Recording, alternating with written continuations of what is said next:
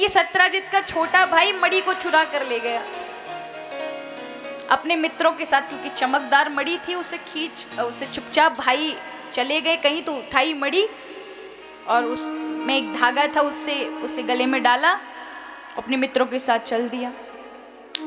तो जंगल में गया मित्रों के साथ। मित्रों ने कहा अब रात्रि हो रही है, लौट चलो। बोले नहीं नहीं, मेरे पास ये मणि है और मैं बलशाली हूँ, मैं डरपोक नहीं, भले ही तुम लोग डर रहे हो तो वापस जाओ।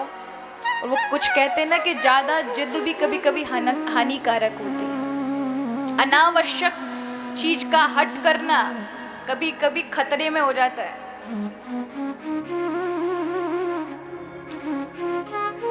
इसलिए कभी भी ऐसी चीजें ना करो कि जो जीवन के लिए हानिकारक हो। लेकिन प्रश्न नहीं माना, मित्रों ने बहुत समझाया, लेकिन मित्र तो लौट गए, ये नहीं लौटा। जंगल में पहुंच गया तो 15 दिन हो गए, लौटा नहीं। अब तो सत्यजित को पता चला तो उसने ये नहीं कहा कि मेरा भाई चुरा के ले गया मणि, सीधे भगवान कृष्ण पे लाछन लगा दिया। कृष्ण की नीयत मेरे मणि पर थी, मेरे भाई को मार डाला, उसकी मणि छीन ली, इसी के पास मेरी मणि है। अब भगवान के कान तक बात पहुंची। प्रभु ने कहा लेना देना कुछ नहीं, और लाछन और माथे पर लग गया बिना बात का कि हमने छीन ली। तो प्रभु जंगल में गए, देखा प्रसेन मरा हुआ था, उसे किसी शेर ने मार दिया। शेर उस मणि को खाने की वस्तु समझ करके लेकर गया।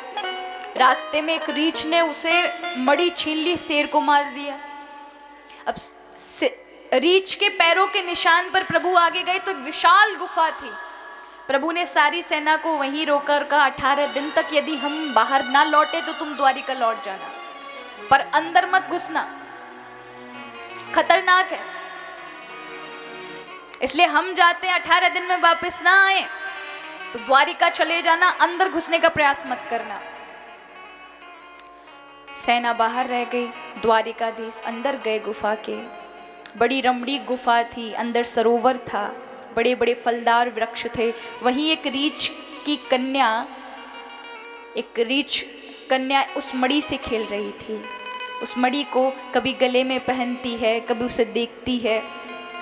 भगवान ने मणि देखी तो दौड़कर मणि को लेने के लिए दौड़े। वो कन्या चिल्लाई तो इतने में एक विशाल रीछ पीछे से दौड़ता है और भगवान के साथ मल्ल युद्ध करने लगता है, हाथों से लड़ने लगता है। 18 दिन तक युद्ध चला। 18 दिन तक भगवान श्री कृष्ण लड़ते रहे। आज ठाकुर जी ने रीछ को गिराया, उसके ऊपर चढ़ गए। जैसे ही भगवान का उत्तरीय ये पीतांबर हल्का सा हटा तो उस रीछ ने देखा कि भगवान के वक्षस्थल पर श्रीवत्स कौस्तुभ के चिन्ह हैं, भृगु चरण है। तो चिल्ला पड़ा हा राम हा राम हा राम। ये रीछ कोई नहीं, जामवंत जी थे महाराज। हे प्रभु मुझे माफ कर दीजिए, क्षमा कर दीजिए, मेरा बड़ा अपराध है, मैं अपने स्वामी से लड़ पड़ा। प्रभु मुस्कुराए, जामवंत जी को गले से लगाया, उठा करके कहा पहचान लिया? बोले प्रभु मैं अवगुणी हूँ कि अपने स्वामी अपने मालिक को नहीं पहचान पाया, अपने राम को नहीं पहचान पाया। प्रभु मैंने आपके साथ युद्ध किया। प्रभु ने कहा आपका युद्ध ऐसे नहीं हुआ, आपकी इच्छा थी इसलिए हमने किया। प्रभु ने याद दिलाया राम अवतार में जब हमने सब बानरों से कहा कुछ मांगो तो सबने अपने मन की वस्तु मांगी। जब आपसे कहा तो आपने कहा प्रभु हमें संसार की कोई कामना नहीं है कि ये दे दो, कि ये दे दो, ये दे दो, हमें कुछ नहीं चाहिए, बस एक चीज की कामना है। रावण हमारे जोड़ का योद्धा ही नहीं था, और जब हम अपनी जवानी में थे तब वामन भगवान त्रिलोकी को नाप रहे थे, तब हम एक पल के अंदर उनकी 7 परिक्रमा लगा कर आए थे। इतना बल था हम में, इतना तेज था। तो हम चाहते कि वृद्ध अवस्था में हमारा बल कैसा है, क्या हमें कुछ क्षमता बाकी है? तो रावण तो हमारे जोड़ का योद्धा नहीं था, तुम्हारी पूरी सेना में हमारे जोड़ का कोई योद्धा नहीं, केवल आपके अलावा। तो चले 2-2 हाथ करके दिखा दें। प्रभु ने कहा ये धर्म अवतार है हमारा, यहाँ सेवक और स्वामी का युद्ध धर्म के विरुद्ध होता, और ऐसा कोई कार्य हम नहीं करेंगे, लेकिन तुम्हारे इस मंशा को हम अगले अवतार में पूर्ण करेंगे। तो प्रभु ने कहा अभी भी लड़ने की इच्छा है, थोड़ा और आंकलन करके बताएं। बोले प्रभु हमारी हड्डी सारी आपने ढीली कर दी, अब मेरे में सामर्थ्य नहीं है कि मैं एक बार भी आपके साथ युद्ध कर सकूं। प्रभु मैं अवगुणी को क्षमा करिए, मैंने ऐसा आपसे मांग इच्छा रखी। प्रभु से आने का कारण पूछा तो प्रभु ने आने का कारण बताया कि ये जो मणि है तुम्हारी कन्या ली हुई है, इसका मुझे लाछन लग चुका है, झूठा दोष लग चुका है, तो इस मणि को लेने के लिए आए हैं। जामंत जी बड़े खुश हुए, महाराज एक के साथ साथ दो काम बन रहे हैं मेरे। देखो अब तक सेवक और स्वामी का हमारा रिश्ता था, हम भक्त आप भगवान, अब थोड़े करीबी बन जाते हैं, थोड़े रिश्तेदार बन जाओ, आप हमारे जवाई बन जाओ, हम आपके ससुर बन जाएं, हमारी बिटिया के संग आप ब्याह कर लो तो हम आपको वो मणि दे देंगे। हमारी बिटिया का ब्याह नहीं हो रहा है और कोई उसके साथ ब्याह करने को तैयार नहीं। अब महाराज आप बताइए रीछ की बेटी कौन होगी, तो कौन ब्याह कर लेगा। जामन जी चाहते थे कि भाई ऐसे कुल में ऐसा दामाद हो कि भाई दामाद कहने वाले हम जब कहें कि हमारा दामाद वो, तो फिर ऐश्वर्य होना चाहिए।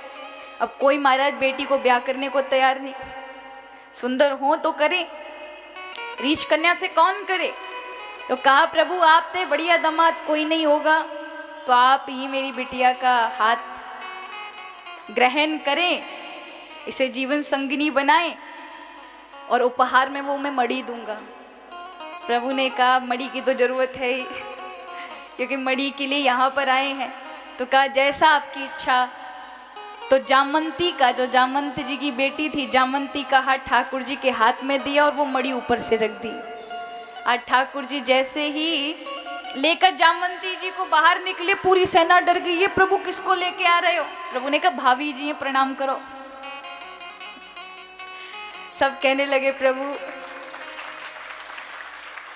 ये मानवी नहीं है, मनुष्य नहीं है ना, तो ये अगर द्वारिका में जाएंगी तो हड़कम मच जाएगा, क्या करें।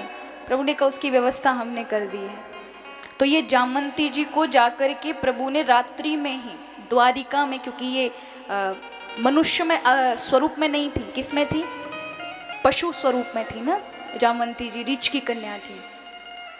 तो द्वारिका में जाकर के रात्रि में ही भगवान ने इनसे कह दिया कि जब तक हम ना बोले तब तक दरवाजा मत खोलना। और पूरी सेना से कहा तुम हमारा बस इतना ही काम करो कि हर जगह अफवाह उड़ा दो, झूठी सही, सबसे ये कहो कि भगवान की दूसरी जो पटरानी है वो बहुत प्यारी है, बहुत सुंदर है, रुक्मणी जो तो उनके सामने कुछ है ही नहीं। अब महाराज सेना ने जाकर सारी जगह अफवाह उड़ा दी। उड़ती उड़ती रुक्मणी जी के कानों में पड़ी, हमसे भी सुंदर कोई भगवान की दूसरी पटरानी आई है, हम भी देखना चाहती हैं। और भगवान मना कर चुके थे, जामंती से कहा जब तक हम नहीं कहें तब तक दरवाजा नहीं खोलना, चाहे कोई कितना भी दरवाजा खटखटाए। अब रुक्मणी जी आई, वो थोड़ी बहुत ईर्ष्या भी थी, वैसे तो रुक्मणी का स्वभाव ऐसा नहीं है, वो माँ लक्ष्मी है, लेकिन फिर भी कि भगवान की दूसरी पटरानी के इतने चर्चे एक बार देखकर तो आए। दरवाजा खटखटाए, रे जामंती जी मैं आपका मुंह देखने आई हूँ, दरवाजा खोले। पर जामंती जी को तो भगवान मना कर चुके थे, बहुत बार अनुनय विनय करने पर भी दरवाजा नहीं खुला। तो रुक्मणी जी को पक्का विश्वास हो गया ये हमसे भी ज्यादा अत्यधिक सुंदर है, इसलिए अभिमान में आकर के दरवाजा नहीं खोल रही है। भगवान श्री कृष्ण के पास जाकर कहने लगी मुझे उनका मुख देखना है, एक बार आप चलिए और आप दरवाजा खटखटाइए। प्रभु ने कहा देखो देवी आपसे क्या छुपाना, वो इतनी सुंदर है, आदित्य सुंदरी है कि मैंने एक बार देखने के बाद दोबारा नहीं देखा। तो मैं नहीं चाहता कि कोई दूसरा भी देखे और नजर लग जाए, इसलिए मैं नहीं जा सकता।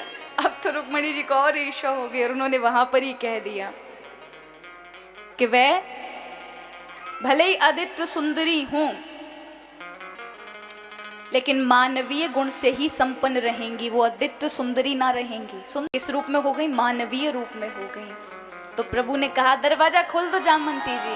अब दरवाजा खोला तो जामंती जी मानवीय रूप में थी, मनुष्य रूप में थी, सुंदर थी, क्योंकि माँ लक्ष्मी का ही स्वरूप उनको गया था।